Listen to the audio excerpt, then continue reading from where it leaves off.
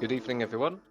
So there, this talk is it's an expedition training trip to Georgia, which February of this year. I thought I'd just say a few words about me. So I'm 36. I'm an engineer. I learned to ski when I was 21. I got into skiing uh, first into skiing and ski resorts, and then I got into skiing and ski touring, and then that was what led me to become interested in mountaineering. I joined the Eagles in 2013. Since then, I was quite a young member at the start, and then I've done a trip every year since then. Uh, so I've done about 10 weeks of touring in the Alps, the Pyrenees, Andorra, even Kathy's home territory. Um, Caucasus was the first time this year, and I've also been on a couple of trips to Norway with the Eagles. Mostly member-led trips. There was one or two with a guide present. And I've been living for the last 13 years in France. And more recently, I'm working towards the AMM, which is the Middle Mountain Guide Scheme. And a little bit of self-publicity. I take a lot of photographs, mainly in the mountains. So I've got a little put my Instagram tag there, which is Richie on the Move, if you want to follow that. So the purpose of this talk is to explain really how it was organized, what was planned versus what we actually did, what I learnt from it, and share some photos, and then at the end answer any questions you've got. So what was the objective of this trip? So it's a bit different to any trip I've done before with the Eagles. It was really all about giving the participants the confidence, skills to participate and organize expeditions for the club. Because there's a part of the club, part of its membership that's interested in that, which I would count myself as, but I've never done anything. So it was not a full-on expedition, but one that um, people that haven't got expedition experience could join and learn something. So that's the objective. And it was chosen from the start that we would go to Georgia and specifically the Svaneti region. Next one. So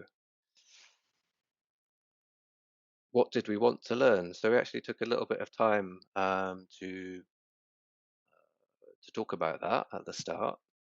So things that I wanted to learn were things like how to research an area, obviously starting at distance on the internet, um, define the objectives.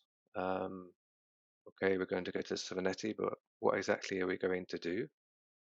Um, Sometimes I think that could be something really obvious if you pinpoint a summit or traverse but so I think it's something that actually takes time to develop.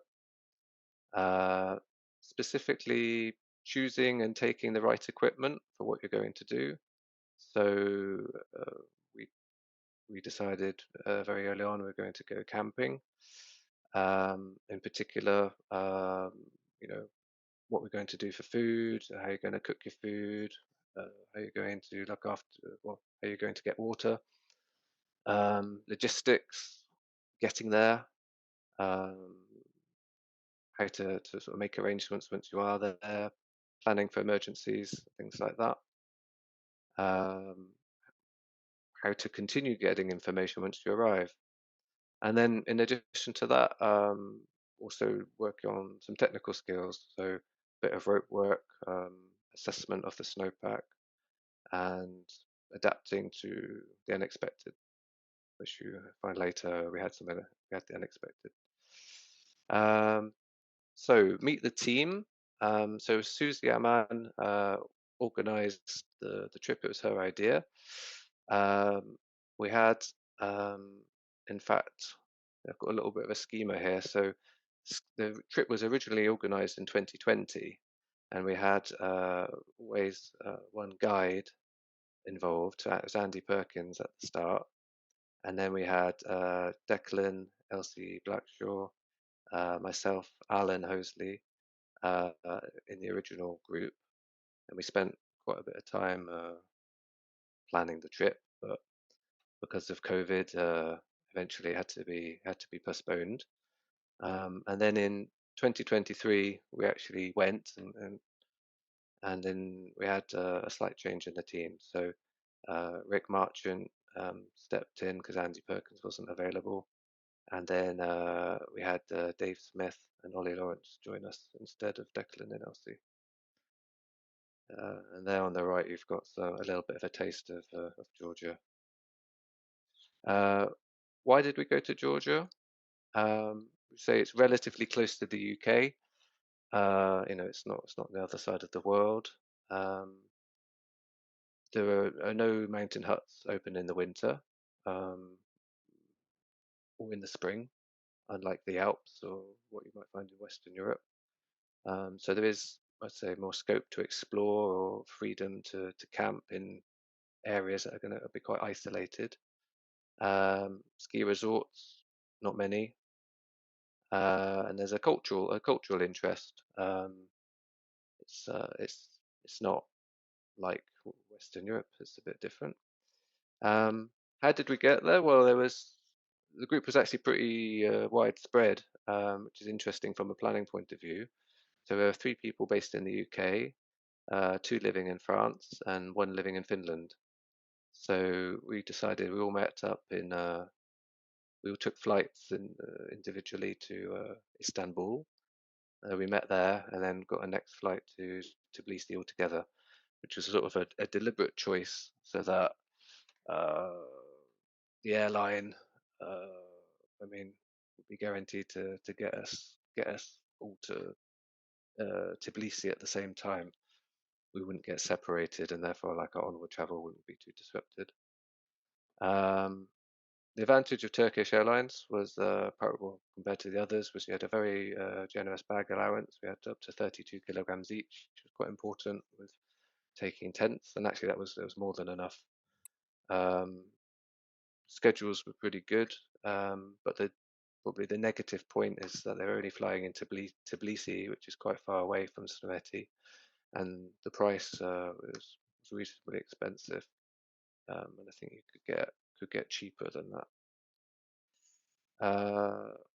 So you should be able to see a map, an overview of Georgia. So I've put in yellow with a yellow pen on the map uh, some areas of Georgia which are currently, well, occupied areas uh, by Russia. So you've got Abkhazia in the north west, close to the Black Sea, and South Ossetia, which is sort of in the middle of the country, and then in the top you've got the main Caucasus Range, and Svaneti is there. There are some other areas in Georgia which you could look at, such as in the south. There's an area of mountains which is a bit lower than the main Caucasus Range near this Batumi. And then there's another area which is actually closer to Tbilisi, where you've got the Gudari ski resort, and also I think the highest mountain in Georgia is around there. I won't say too much about those areas because we never studied them in too much detail. Our focus was always really on Svaneti. So to get there from Tbilisi, it's quite far away. We decided to go by train. So there was quite a comfortable train trip. Took 6 hours to a place called Zugdidi, that's the Blue Arrow.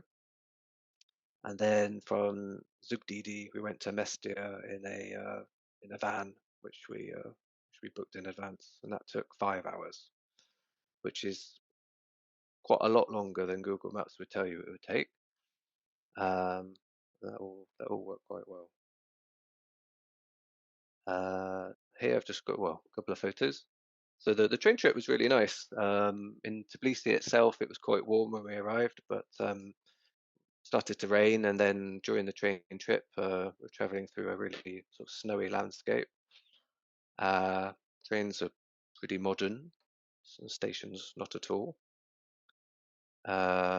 and that's the Mercedes-Benz van that came and picked us up.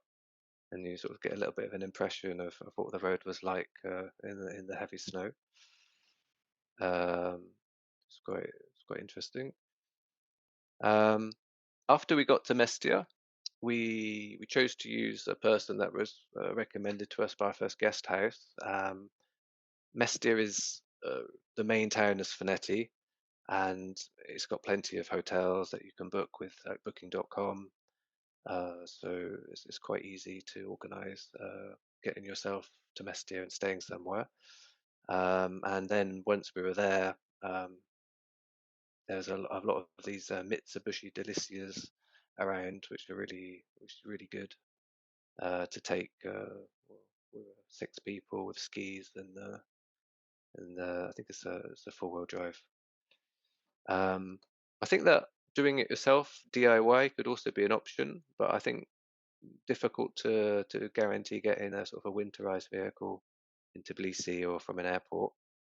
Um, so I think that the option of arriving, say, in Zugdidi in a town nearby and then getting picked up by, say, from your hotel would work well.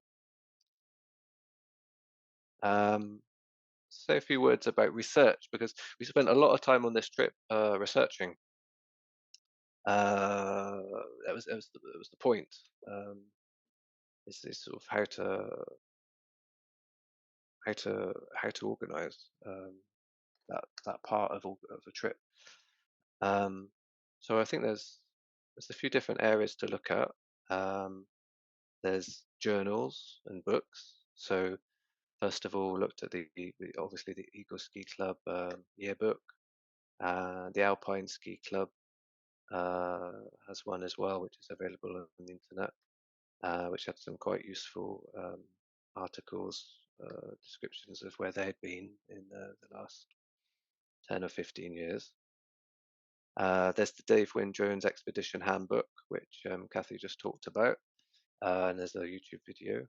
I've not actually had a copy of that. It wasn't. I don't think it was published when we started researching the trip back in 2020. But I think well, when we went on the trip, February 23, I think it was published. Somebody in the chat will probably be able to tell me that. Um, Maps. So one thing about Georgia, which can be a little bit more complicated, is that often the map is either in the local script, the Georgian script, or if it's a Russian map, it might be in Cyrillic. Um, that makes things quite difficult because you can't easily read the names of any of the mountains or places. But the one that was did the job was Open Topo Map, which is the freely available map. Um, and there's another one called Mappy.cz, which is, I think, a Czech map, which is a nice global topo map, which is a bit nicer to use. And it puts in a Latin script for in Georgia, which is helpful. Um, there's also plenty of information out there in terms of like guiding. Well, a lot of guides publish a bit of information about where they're organising their trips, or blogs about what they've done. So it's a bit commercially orientated, but we found quite a lot of useful information there. Um, Strava, Fat Map is quite good for finding GPS tracks, so you can get a lot more precision about where other people have been. Either to sort of perhaps avoid going there if you think it's going to be popular, or just to be aware that other people are ski touring there. And also just social media in general, Instagram, Facebook. That was quite useful nearer the time to get some information on conditions and or any contacts. So there was a few people in the club that have already been to Georgia, and so we spoke to them about how they had their experiences. So this is a screenshot of FatMap. Just gives you an idea. So you can overlay slope angles in 3D if you want to with the topo. So there you have. That's actually one of the places that we went to. Uh, I felt well, it's essential really in order to sort of work out where you might be able to go. So we spent quite a bit of time using that. Uh, Known issues. So we discovered from reading, well, different sources that one of the particular challenges of skiing in the Svaneti area of Georgia is that there are very dense trees and quite difficult to access skiable terrain beyond the trees. There's not many forest tracks. There's not many roads that go above it. Not many ski resorts with lifts going above it. Um, so that's a real can be a real challenge. So I've put on this photo, which is a photo I took of the same area, which is it's got Mazari down in the bottom here. So in the yellow is sort of the valley where the road goes, and you can in the winter you can get to there. Uh, but then I've put in the red line, sort of the tree line, and tends to be quite steep and dense. So this is sort of a main one of the main difficulties I think to think about. Um, some routes or areas close to the border, either the sort of internal Georgian border with the areas that have been occupied or the border with Russia, may not be permitted. There isn't any sort of clear sort of map to show that. Although we did meet the border guards on one occasion, those the Georgian ones, and they said, "Okay, if you go over here, no problem, but don't go in that direction towards the Russian border." So that's something to be thought about. Um, and then also just the general. I mean, even the main highways are vulnerable to avalanches and rockfalls, and we'll talk a bit about that later. Our strategy was to establish a base camp uh, at the start of the alpine, or after we've left the trees, uh, in order that we didn't have to repeat going up through the trees. So to take a tent, a camp in the same place for 2 3 days, and sort of profit from that. Um, as there are no refuges up there, we should be pretty much on our own. Um, then plan was to come back down to the valley base and then go out again, make a second trip, and come sort of take into account our lessons learnt in terms of what to take, and sort of the second part of the trip was get a bit looser based on what we found in the first part, which I think is a good idea to split up a trip like that, give a potential to change things. So we were 6 people, so we took 2 tents with three in each. And each tent was autonomous in terms of cooking, melting water. We had 2 haul bags, which was not strictly necessary, but it was more as a general interest. But perhaps to go on expeditions in other places where a haul bag or would be really needed, we decided, as we had a lot of luggage and they're not very bulky. Okay, we'll take some haul bags, then we might use them, if if it makes sense.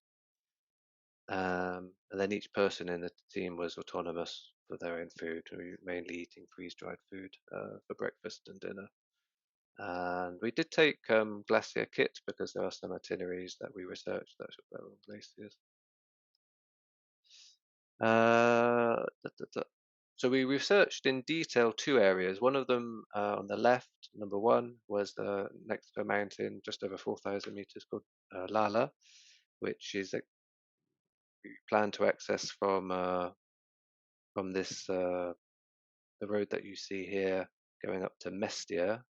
I've put the triangle, so it can be accessed from there.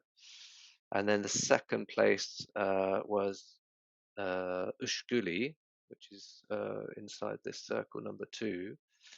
And to get to Ushguli, you have to go from Mestia up a very quite a windy road, um, and it's about 50 kilometers, I think, 40 or 50 kilometers.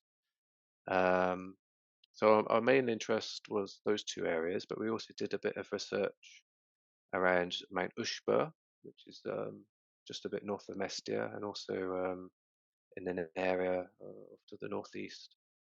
There's an area of quite a lot of glaciers. Um, so that was the plan, the research phase. On the 25th of January, this was a view that we got from one of, I think, Rick Marchant's contacts. So as you can see on the south, this is south-facing slopes in the picture. There's almost no snow up to about 2,500 meters, and then pretty thin above that.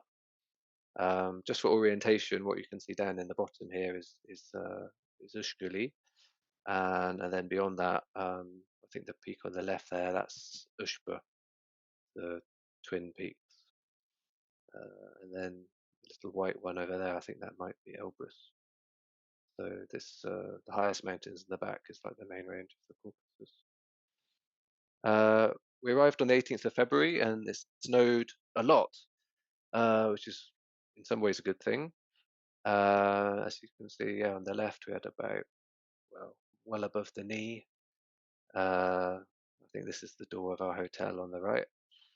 Um, all in all, I think in the first day that we arrived, it was almost a meter of snow. So that put things into. We had to reevaluate what we're going to do because there was forecast to be more snow and no settled period on the horizon.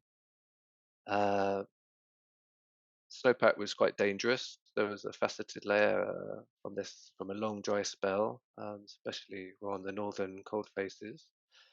And on the southern aspects and lower down, there was no base at all. Um, so we considered what our options could be, needing to be accessible from Mestia, where we arrived, with low gradients, taking into account the avalanche risk. Also, something that would work with low visibility because we didn't particularly fancy being in a whiteout. Uh, and we also didn't have much information about whether the road to Ushguli was passable or not. So we had a bit of time to mull this one over, consider perhaps even relocating to another area in Georgia, which we briefly considered doing. But in the end, we decided to stay in Mestia and make the best of what we could do. So in the first case, we stayed close to Mestia, and here on the map you can see in yellow sort of the areas that we ended up skiing in. So we have here in red kind of approximate trace of the ski routes that we did, um, and then question mark Ushkuli, can we get there? We'll talk about that later. So what did we do? We on the first day, as it was snowing very heavily, and we wanted to test our equipment, so we had planned a bit of a warm up in a ski resort, and there's one that's accessible by foot from Mestia town called Hats Valley. So we went there, and that was good fun, and that did confirm to us that the trees are very dense in Georgia. We did try to ski through them, and I've got here a sort of on the left side a bit of an overlay from the top of the ski lift, and you can see what we did. We sort of went down a summer hiking path, but in the end it was almost skinning downhill because it was quite difficult to make progress. Uh, Second day, um, we went by car to, or just a little bit up the valley, and we went to something called the Cloud Base Hut, which was it wasn't actually it's not a thing. It's not really open to the public. I think some local guides take their clients there and they have a key. But that proved to be a very fun day out. As you see on the right, that's Ollie on the descent.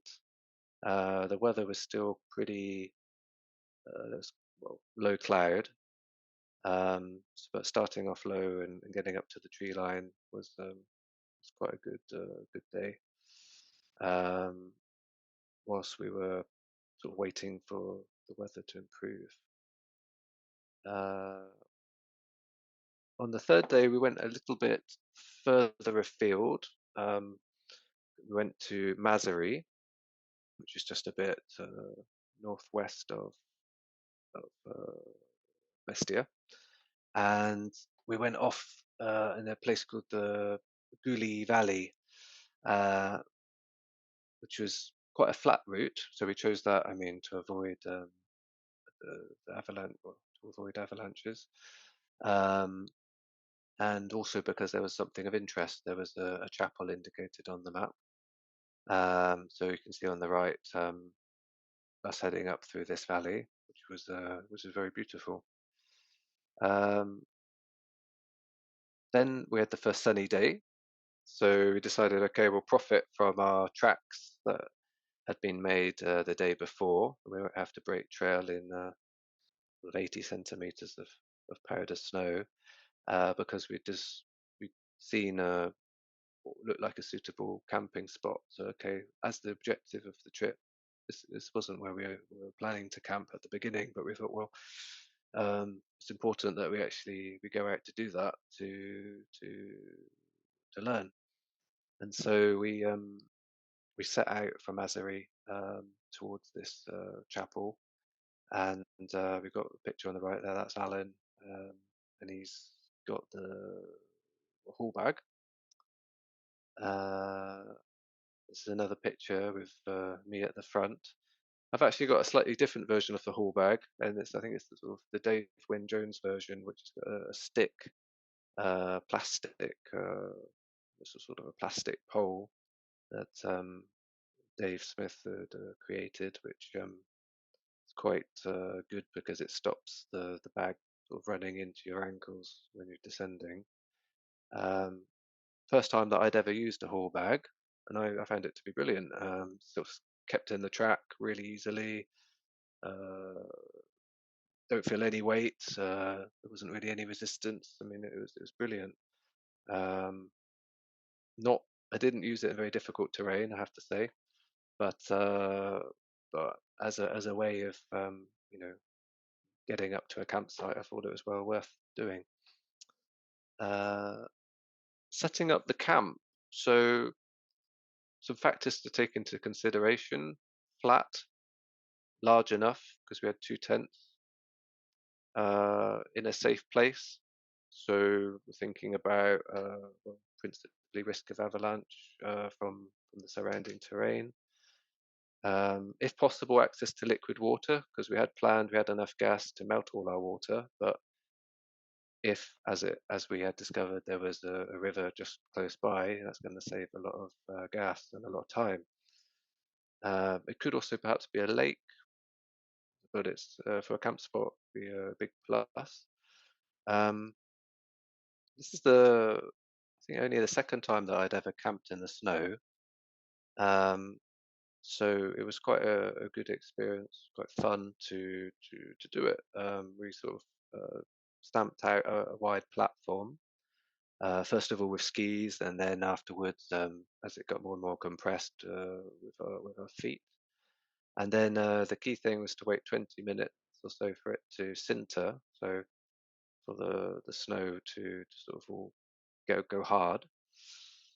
Um, and then we placed the tents, sometimes using our skis or our ski poles at first, and then later on using some bags which we filled with snow, and also occasionally we had some trees around us so we could find some some dead branches and use those as a sort of uh, disposable tent peg buried in the snow. Here we've got some photos of the inside of the tent. So on the left, that was a cooking area. So we've got a bit of insulation from the snow. You can see it's a bit difficult to see, but there's sort of aluminium foil covered mat. And then on the right, well, I'll keep going. On the left, back uh, behind that, we actually had a big black bag that we took with us to pick up snow to melt for water, which has the advantage that you can leave it outside in the snow, and it's just going to pick up the sun and help to melt any of the snow that you've got inside it, and also just to keep that snow clean and away from anything else that might get in it. On the right, so this is like looking through the door of the tent. Uh, Actually dug down to the ground in this case, but we had a sort of an area for putting the cooking stuff. Area to the left for storing mainly our bags and also for sitting. And then on the right, you've actually got the access to the sleeping area. So that's really important in order to get in and out of the tent with your ski boots and on and everything. It's important to do.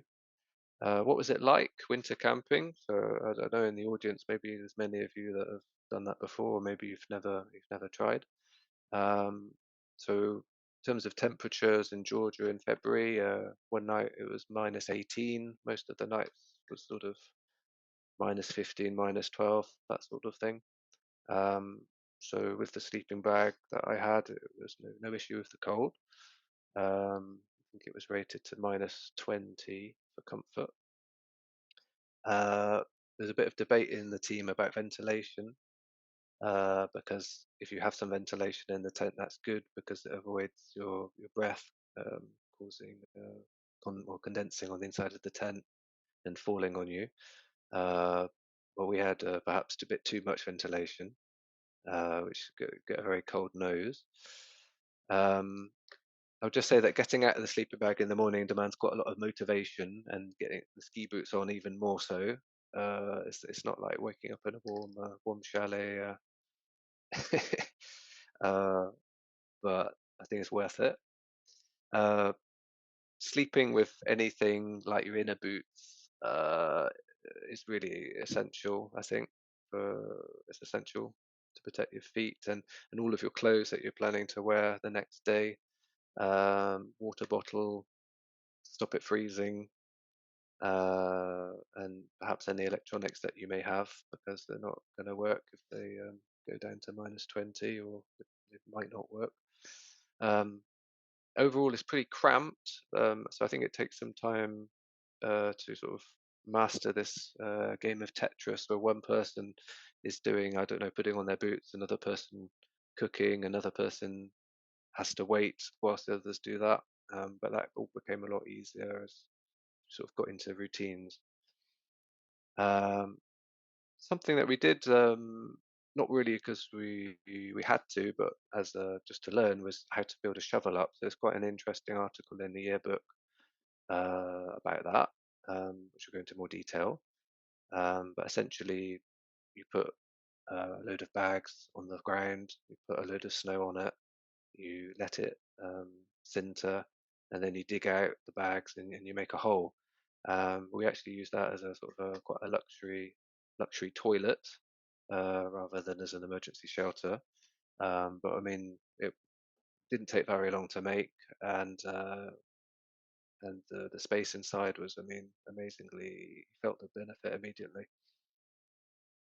Um, Little things that I would think of next time to take is to have an insulated mug with a lid, sort of so you're not too worried about it tipping over, and the fact that it's insulated just keep it warm.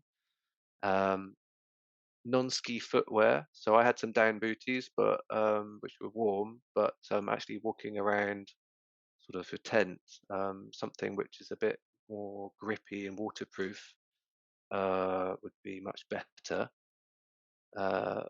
snow scrapers to remove frost from inside the tent, and a brush, very important to just to get rid of any snow which inevitably gets inside.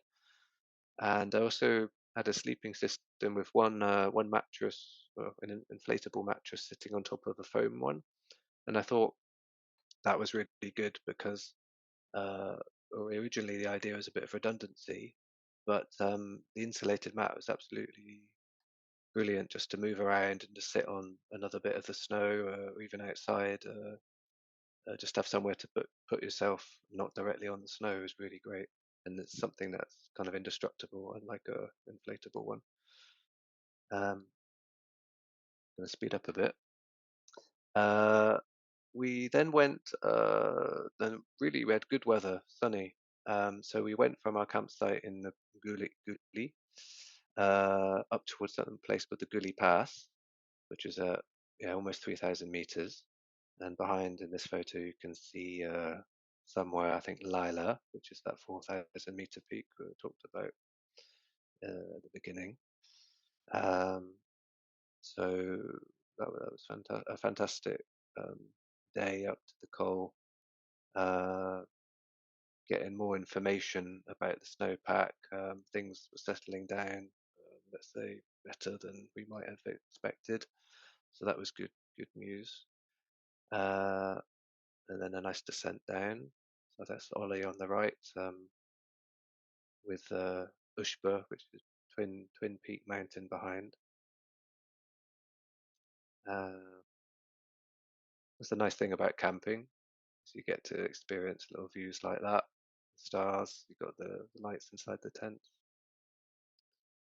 Um, Leaving camp before bed, if you want to have an early start, something quite important that Rick told us was to break out the snow valences, because after leaving a tent there for a couple of days with the warm and the cold cycle, they get stuck into the snow.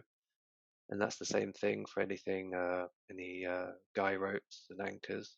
So unseat those things whilst the snow is still soft at the end of the afternoon, put them back in again, uh, and then that way, in the morning, you're not having to like hack it out with your axe. Um, Quite a lot of dogs in Georgia. So Dave, if you ever go on a trip with him, you'll find he makes friends with all the dogs, which was which is a funny point.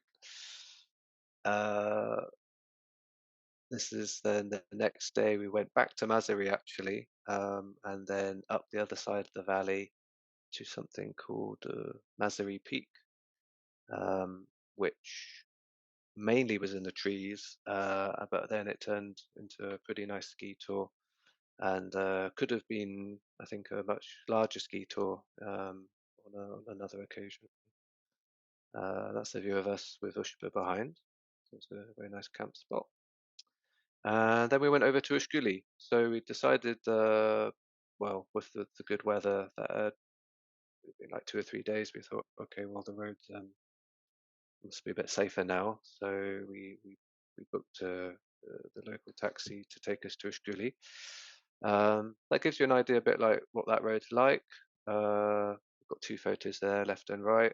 So yeah, there's most of it's not that bad, but there's some sections like this one where you've got very steep-sided gorge. There's avalanches all the winter.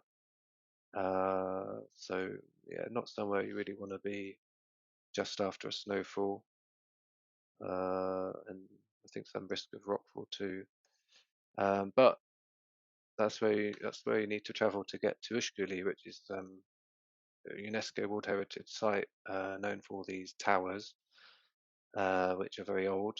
I think they're in about starting about 12th century, and a lot of them about 14th century. So yeah, well over 500 years old. Um, really interesting. That's the view of what we did on the first day when we were in Ushguli. So we went to the south of the town, up to a point at about 3,000 meters, and then we descended similar way.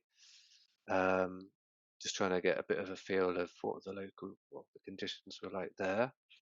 Sort of getting more confident as things were settling down more.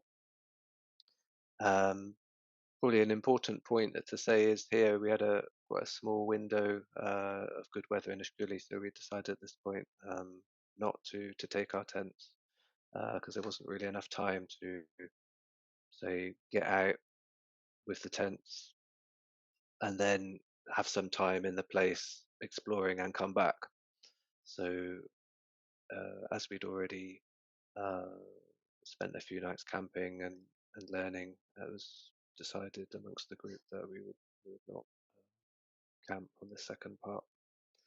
But there you have in the photo at the top, you have the main Caucasus range. So I think the highest peak along this was Shakara, which is basically the whole ridge there is at 5,000 meters. So this is something a bit bigger than you see in the Alps, sort of like a chain of Mont Blancs, with a lot of glaciers. That's was quite inspiring. Uh, Managed to check out some of these old towers. So this is actually the one in our where we stayed. A family had this house and their tower, and we asked, "Can we go up your tower?" And they said, "Yeah, sure, you can go up your tower." So we did, and it's about 5 or 6 levels of these rickety ladders. Uh, well worth doing. Uh, it's the sort of food that you can get in Georgia, well, the very simple version, because we had some a lot of nice things. But you can went into a little house there, and they made us a fresh bread on the oven with some Svaneti salt up in the left, like a sort of pickly thing to spread on the bread, and chacha is some sort of local alcohol. But there's a lot of cultural interest in visiting this area, especially in the winter time because there's not that many people there.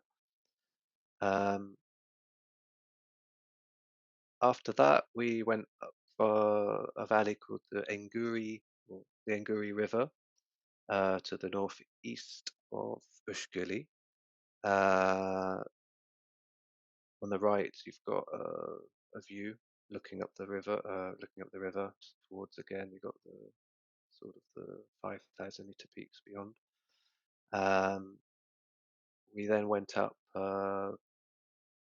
We decided that to sort of head round to the left, was sort of an area of uh, gradients that wasn't too bad, and that's what it looked like.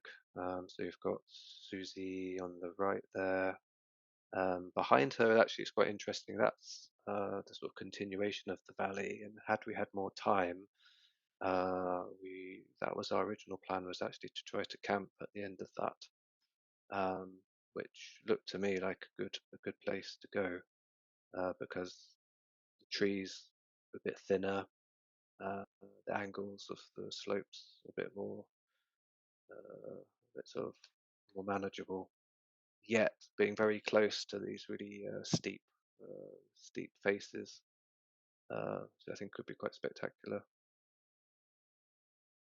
Um, Here is on our last day, so you see I sort of put on in red the route that we went up around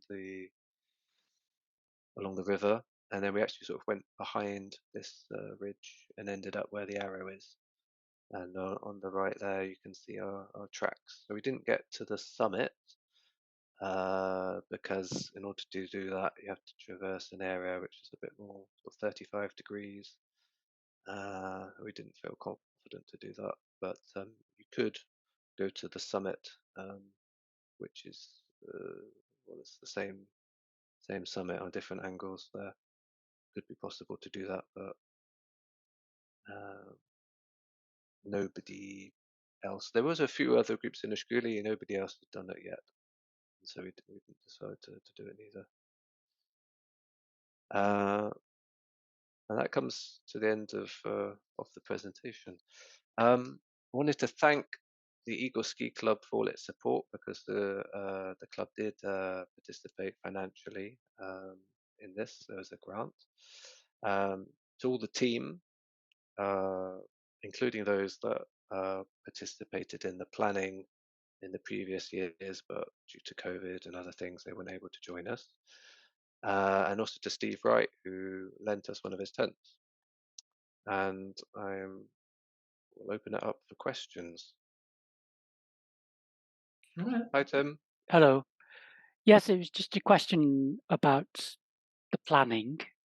Hmm. Um, One was about the amount of time you spent planning, and not just you, but the group as a whole. And the second thing was about setting your objectives and how you set those within the group. Did you uh, did you all agree them beforehand, and or just were they just fairly general? Thank you very much. Hmm. Yeah, good questions. I'd say that in terms of time for planning, I mean, uh, we formed the group in about September of 2020, and so we had the initially, yeah, planning to do the trip end of February, so we knew we had about 3 or 4 months to do that, and so we we put in place. We had, I think, about every 2 weeks we had a meeting, which we did by Zoom or I think Microsoft Teams, which everyone was dispersed. So we weren't able to get everybody physically together before going, which would be better.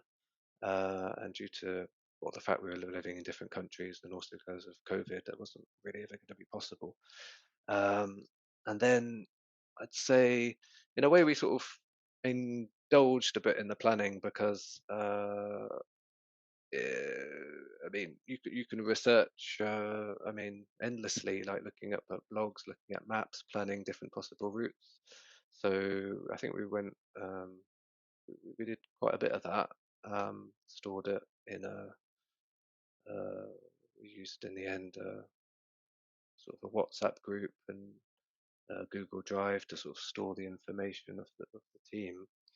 Um, and to get to your question about objectives, I think that it could be a tricky point because if you take six people together with different experiences, um, if you haven't got something very precise at the start, I mean, people are naturally going to drift slightly different directions. So I think the thing that was unifying was that uh, we we wanted to learn things, and there were some people in the group which already had some experience of expeditions.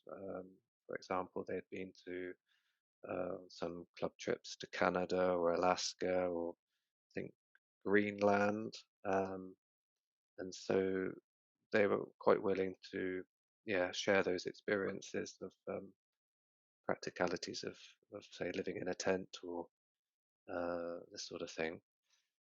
So that was quite, yeah, that was something quite unified. But then I think that sort of narrowing down the search area.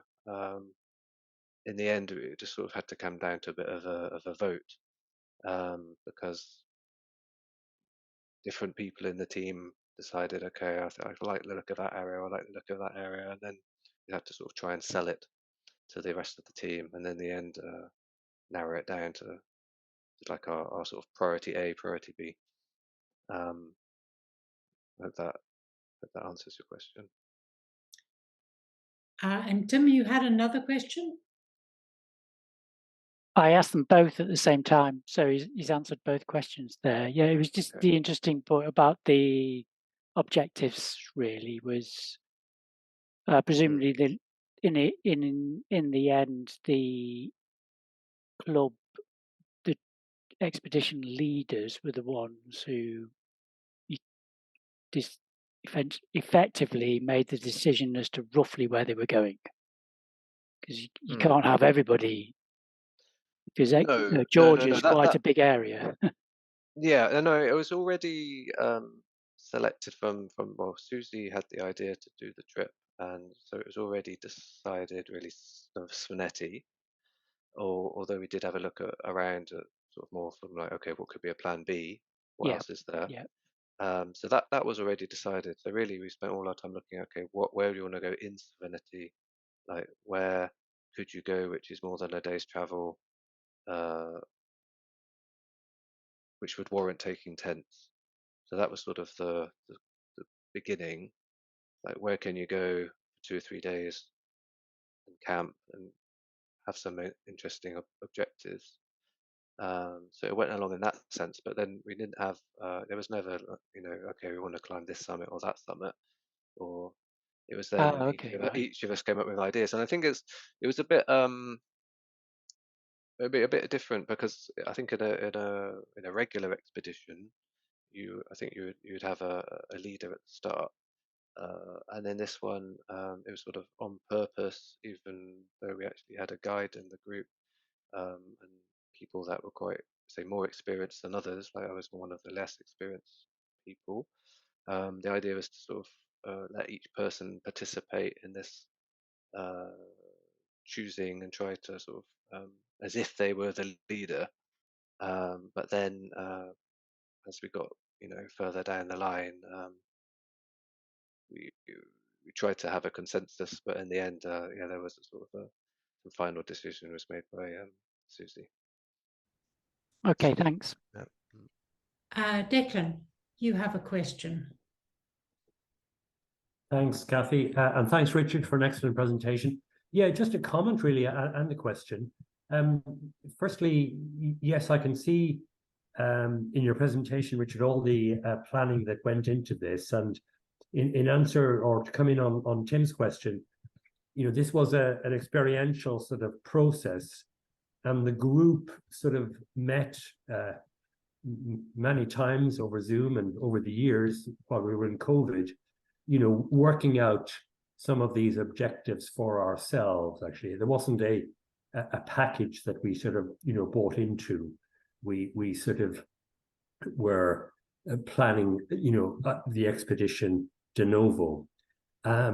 So a great presentation, and just to say with my club hat on, it's an important part of club strategy to develop the skills and experience necessary for adventurous trips, and the club is keen to support adventurous trips. We have adventure awards, and Dave Smith is actually the adventure officer, which is a great title. It doesn't have to be a huge, far-flung expedition to the greater ranges. It could be a micro adventure. It can be a micro adventure that's that's low carbon. So yeah, just to sort of emphasize, the club is keen to encourage adventurous trips, and I think this was a step to try to develop both the practical skills and the technical know-how, but also how to plan. So I think it achieves those objectives. And I was just a question. I was interested, Richard, just in terms of the avalanche planning where there is no avalanche forecast. Mm. And you mentioned slope angles and fat map.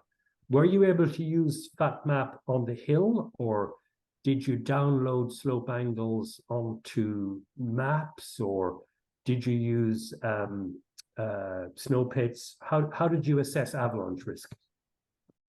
Mm.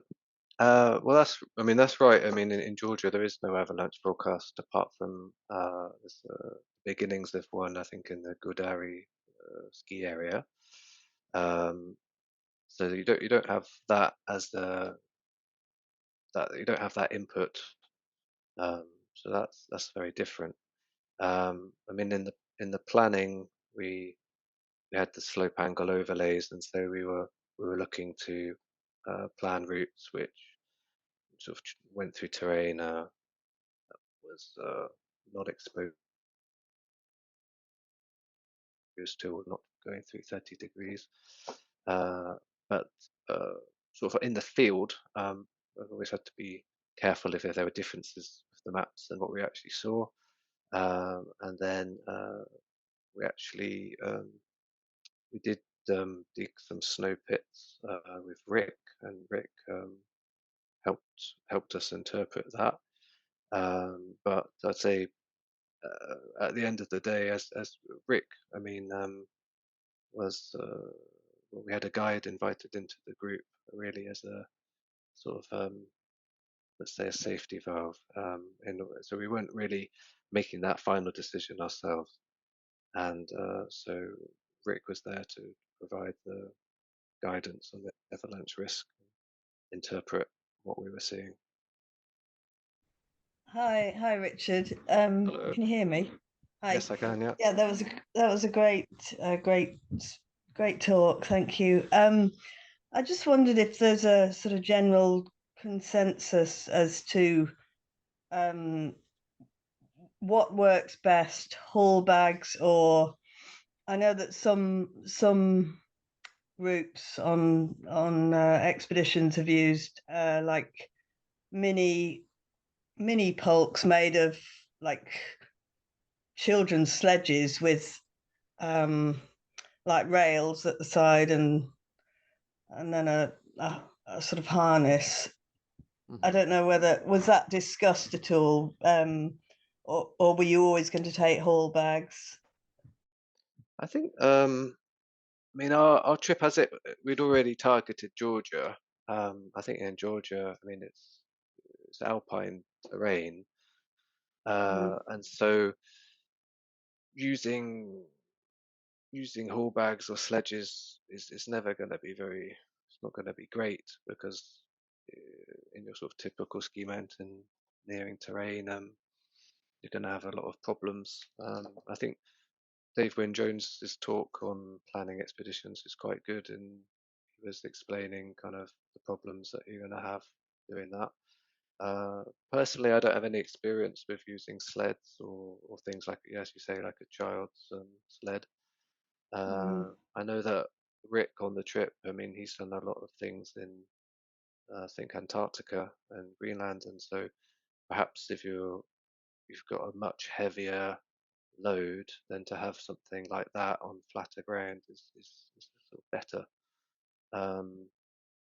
So I can't really answer that question because I've only used the haul bag, but I did find that the haul bag with this like pole adaptation was pretty good on the descent and ascent, but I haven't used it in a, I don't know, like a 35-degree or superior kind of coal, and so I've not sort of not seen it in its worst in its worst, but I thought that for this type of trip where you're going to somewhere alpine, but you're not looking, you know, to haul massive amounts of things, and you're just looking to perhaps go to your camping spot 1 or 2 days from the road on relatively easy terrain, then it's quite it was a good thing to have. So, and the another question: what was the maximum number of nights that you spent in each spot? Like, so how many? Yeah, in the end, only two. Only Right. two. Yeah. In the same spot. We spent 2 nights. Was the max, and that was a bit of a shame, but as we wanted to explore different areas, and we were a bit perturbed by let's say the conditions and the weather, we weren't able to do our initial plan, which was to do about I think it was 5 days, 5 nights in the same stint. So we came back with a lot of dehydrated food. Other trips. Okay. Yeah. Thank you. Thanks, Richard. Just very briefly, while people think about if we've got any more questions, Jane, I've done both. I have pulled these very lightweight sledges on the 2 trips to the Yukon in Canada when we were trying to climb high peaks. And then when we went into Kyrgyzstan, we did the haul bag on a single pole thing. I like, I think there are, yeah, I don't know. I don't have strong views. I think in the sense, the haul bag thing is quite good for this one day haul into a base camp, set yourself up, go day touring. Where the sled was quite good for something like Logan, where you were having to load haul day after day, while, you know, climbing an alpine mountain, stage by stage. But a lot of it seems to be just personal choice. Or, yeah. Right. Okay. Thank you. Did you see much wildlife? E.g. bears? No, bears, unfortunately. No. I mean, I think that there are bears in the Caucasus Mountains. I think so, but no, didn't see anything. The main thing that we saw were domestic animals. So there were quite a lot of cows in the villages and around the villages. A lot of dogs. Some of them more aggressive than others, and also even quite high up horses, which is something I've not seen in the Alps before. But up to their bellies practically in snow. Horses. Well, I think obviously they're not they weren't wild horses. They're from the village, I think. But apart from that, nothing really.